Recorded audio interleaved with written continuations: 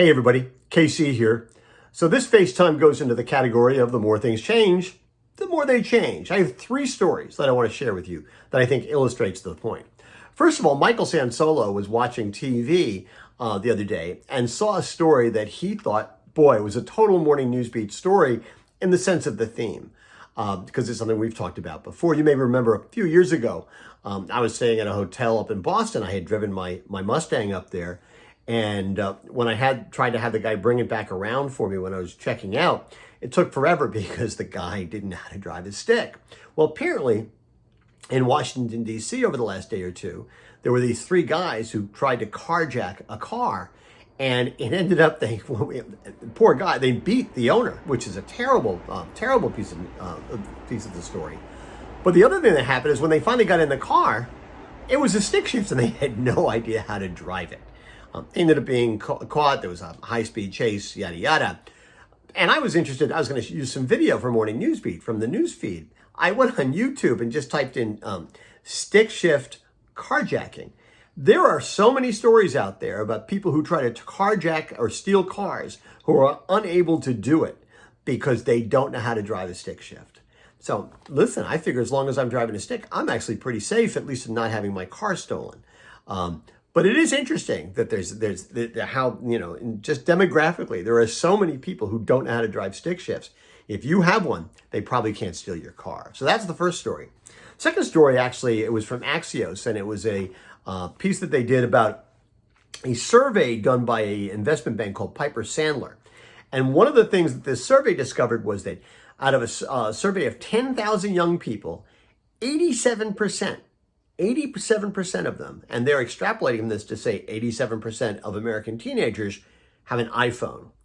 Not have a smartphone, have an iPhone.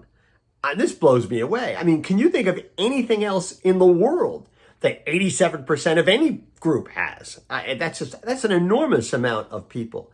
And what they say is, listen, it tells us everything you need to know about teenagers, everything they do, from shopping to communicating with loved ones, to watching entertainment. It's all going to be done on mobile devices. We kind of knew that, but 87% have an iPhone. That's amazing. The survey also had some other interesting things. One was that 14% of these teens actually consume plant-based meat.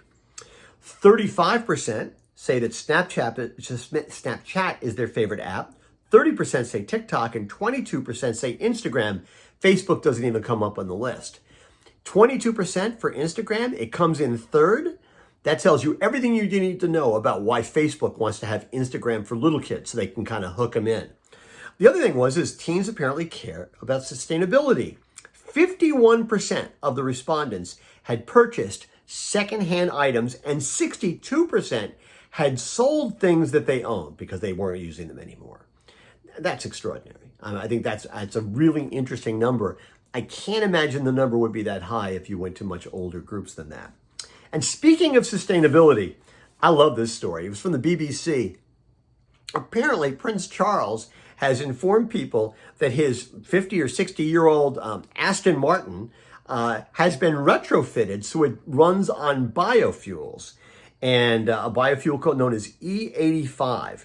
And he's talking about, this is about his commitment to the environment. Now, there are people who are out there who are saying, not so fast.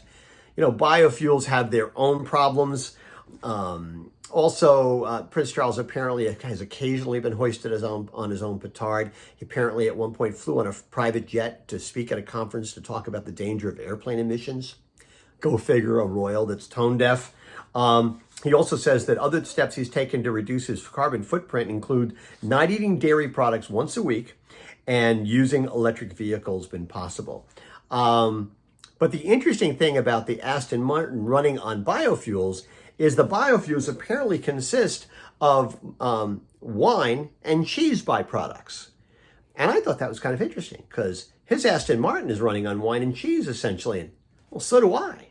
Anyway, I don't know what that means in terms of my sustainability, but it's one thing I have in common with Prince Charles and Aston Martin. Anyway, that's what's on my mind this morning. And as always, I want to hear what's on your mind.